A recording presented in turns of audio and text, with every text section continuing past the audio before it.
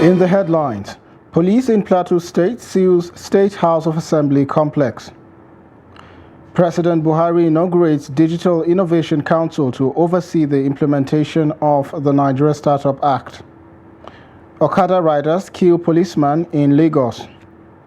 And on the international scene, Central African Republic released 19 kidnapped soldiers.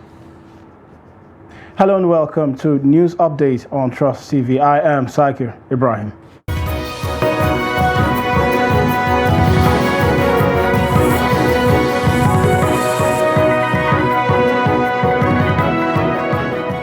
Hello and welcome once again. Police in Plateau State have sealed the House of Assembly complex following ongoing speakership crisis. A team of anti-riot policemen arrived at the Assembly complex early morning and barricaded the main entrance. Even though the police command is yet to issue an official statement on the action, Daily Trust learned that it is not unconnected to the brewing crisis among members of the House of Assembly. The House is divided into two factions, with one loyal to the current Speaker, Yakubu Sanda, and the other loyal to the reinstated Speaker, Ayuba Abok, who was impeached in October 2021. A court had reinstated Abok on Monday, and on Tuesday he stormed the Assembly to take charge. Also, the People's Democratic Party has demanded that the Independent National Electoral Commission, INEC, removes the resident electoral officer in Adamawa State, Hudu Yunusa, ahead of the supplementary election. The governorship election held in the state on March 18 was declared inconclusive by INEC, with the PDP leading with about 31,000 votes. The electoral body has fixed April 15 for the supplementary election in the state. But in a statement on Tuesday, the PDP spokesperson, Debo Ologunagba, accused the REC of complicity in alleged plots to manipulate the outcome of the governorship election in the state. Also, plots to truncate democratic transition and impose an interim government in Nigeria continues to receive condemnation, and the latest comes from this group of young Nigerians who kicked against the agenda, urging all aggrieved parties to seek legal redress if not satisfied with the conduct of the 2023 election. Noel Samson has more. Since the Department of Security Services said it uncovered plots to shuttle the inauguration of the incoming administration on May 29th, and in its stead, pleased an interim government, many critical stakeholders, including members of the House of Representatives, have condemned the plot, asking security agencies to arrest the plotter. These young Nigerians are also adding their voices of condemnation and caution, saying there is no need for interim government in the country. The calling of interim government is violating the right of the citizens that voted in the country and violating the Constitution of the Republic of Nigeria. So the election was done now, then the winner has emerged. So we're all waiting date of to seal them in.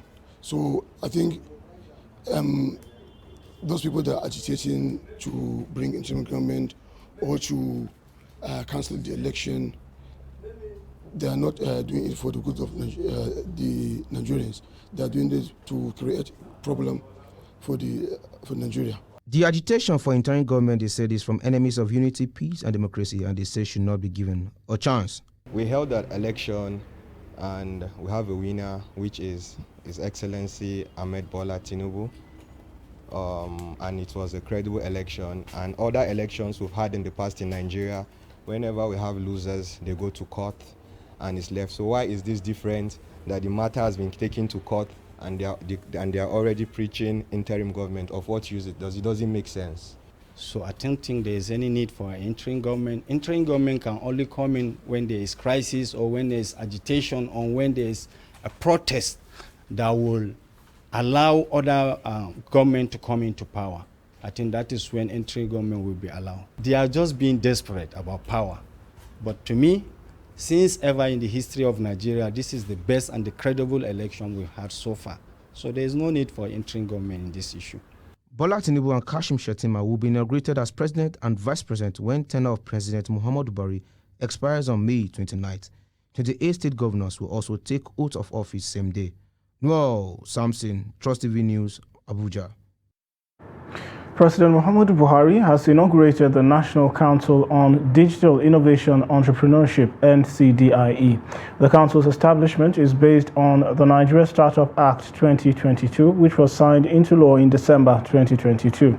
The NCDIE, which is chaired by the President, has 13 other members, including the Vice President, Ministers of Finance, Budget and National Planning, Trade and Investment, Communications and Digital Economy, Governor of the Central Bank of Nigeria, among others. The Council is equally charged with the responsibility of promoting the development of the country's digital economy and providing a supportive environment for entrepreneurs to thrive. The inauguration of the Council preceded the Federal Executive Council meeting on Wednesday.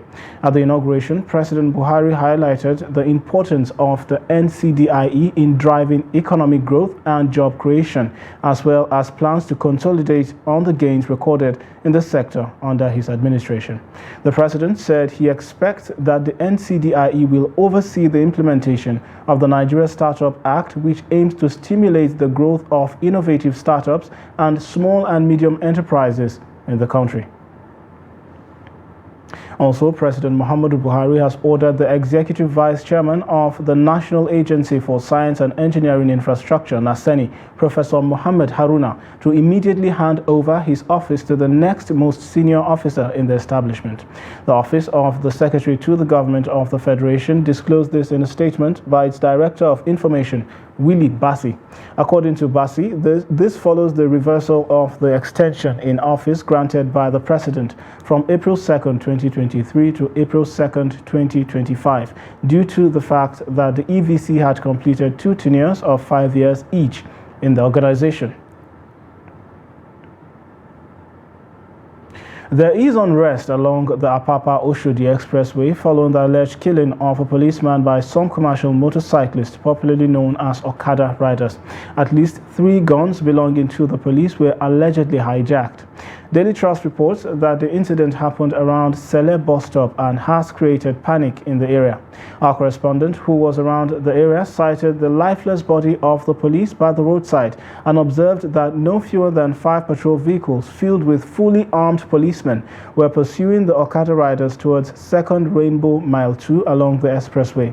The riders were also seen brandishing objects like cutlasses, sticks and iron rods as they fled from police arrest. The cause of the confrontation between the Okada riders and the deceased policeman was not yet clear.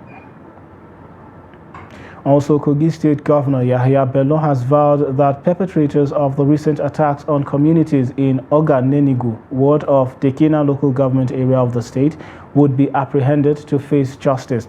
He declared that efforts had since been activated to ensure the military, police and other relevant security agencies were immediately mobilized to the affected areas to restore normalcy and fully contain the violence.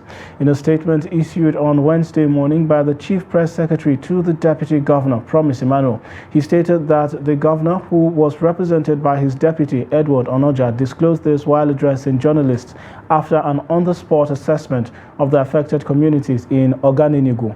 Describing the extrajudicial killings as satanic, Governor Bello reassured of his administration's commitment to hunting down profiteers of crimes while ensuring the security of lives and properties.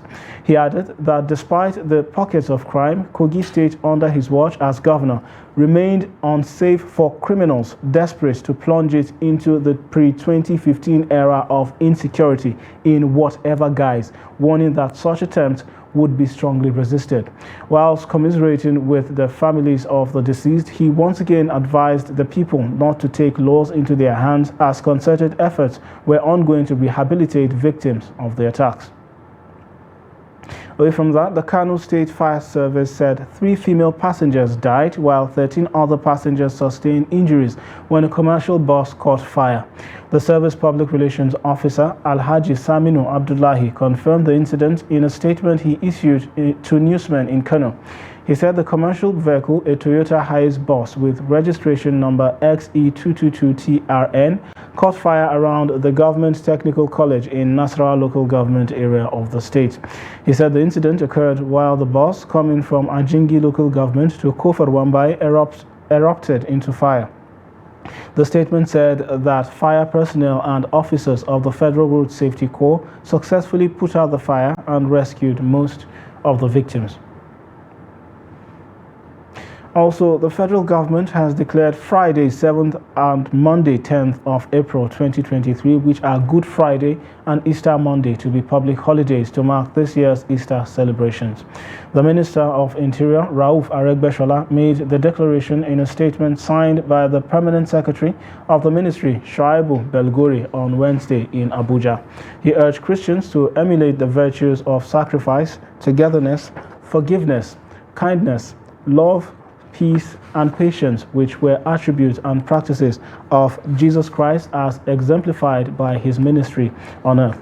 The minister called on Christians to use and Nigerians to use the occasion of this year's Easter celebration to pray for an end to the security challenges in parts of the country.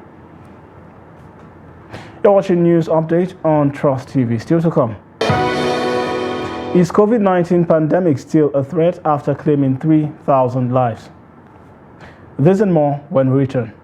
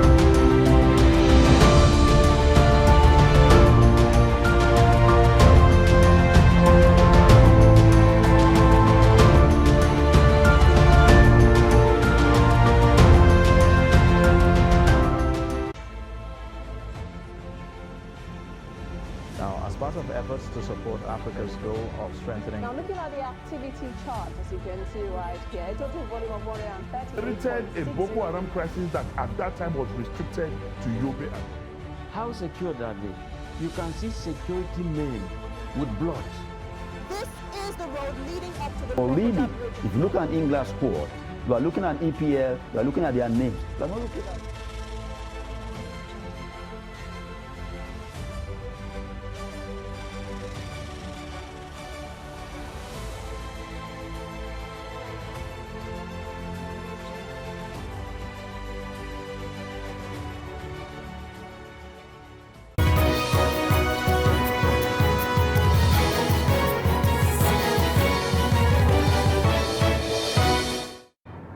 Welcome back. If you're just joining, you're watching News Update on Trust TV. Now a recap of our top stories. Police in Plateau State seal State House of Assembly complex. And also, President Buhari inaugurates Digital Innovation Council to oversee the implementation of the Nigeria Startup Act. Moving on, traditional religion worshippers have urged the federal and state governments to give them the same recognition accorded Muslims and Christians during public events and prayers. They said the federal and state governments should also set aside August 20th as public holiday for traditional religion adherents in the country. Speaking with journalists in Ibadan, the spokesperson for International Council for Ifa Orisha religion under the auspices of the Olu Isheshe Makoronwole Awodotun Ifalere Ifagbenro lamented that traditional religion worshippers across Nigeria have been marginalized in terms of benefits and recognition. Ifagbenro, who is the Oluoifa Idingbe temple, noted that it will be unfair if Muslims and Christians are given 6 or 7 days as public holidays in a year without any consideration for the traditional worshippers. Also, as part of efforts to help address vaccine hesitancy and ensure equitable distribution of COVID-19 vaccines in parts of the country, stakeholders in the health sector are advocating integrated healthcare facilities and community systems strengthening in order to achieve the WHO's 70% target of herd immunity against the dreaded virus that was meant to be reached before the end of 2022 in Nigeria. The implementation of an 18-month accelerating equitable access, acceptance and uptake of COVID-19 vaccines project in Kano, Kaduna and the Federal Capital Territory from 2021 to 2022 is said to be responsible for the tremendous boost in vaccines uptake. The report.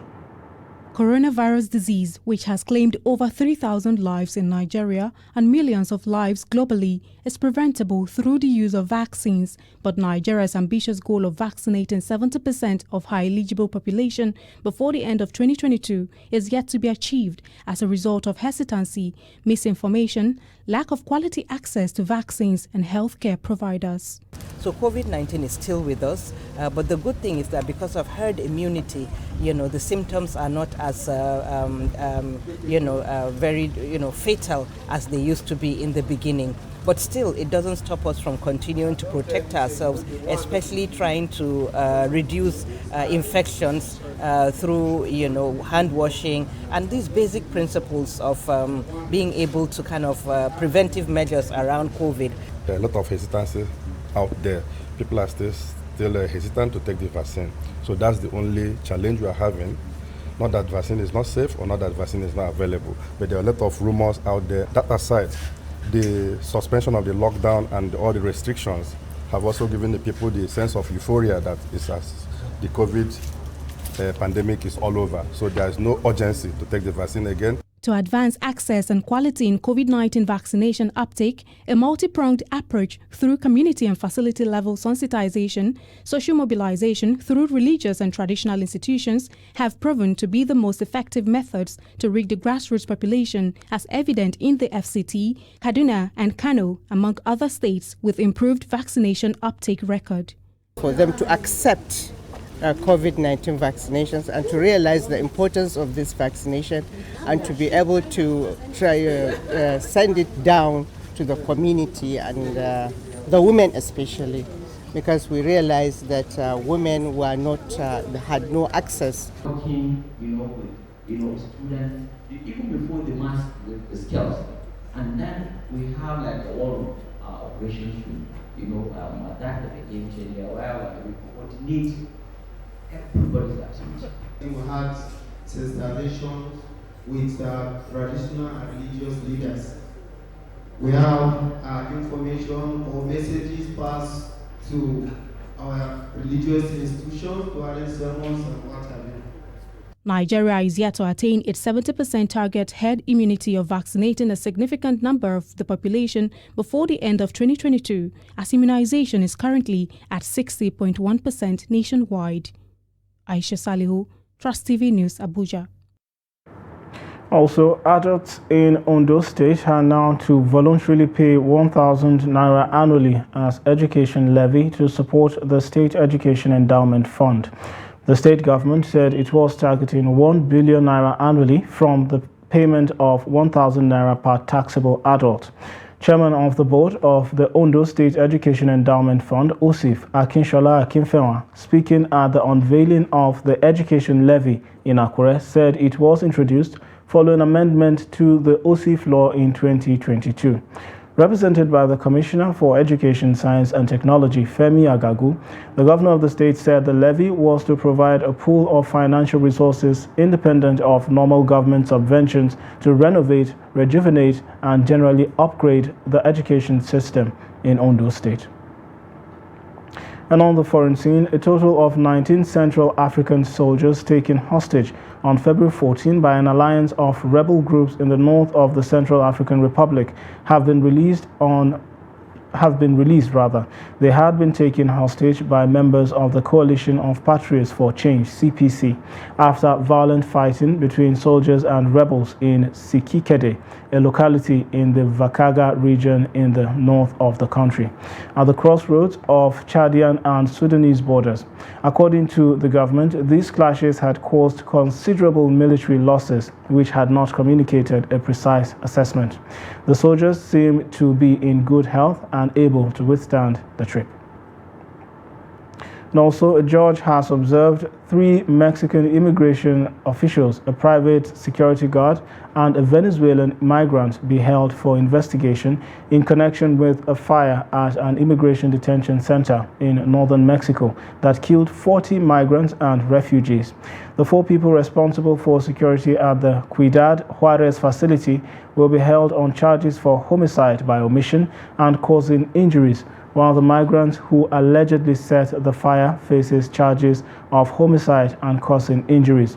A video from a security camera inside the facility shows guards walking away when the fire started last Monday inside the cell, holding migrants and refugees and not making any attempt to release them. It was not clear whether those guards had keys to the cell doors. More than 24 migrants and refugees were seriously injured in the fire. We'll now go on a short break, and when we return, news update continues. Stay with us.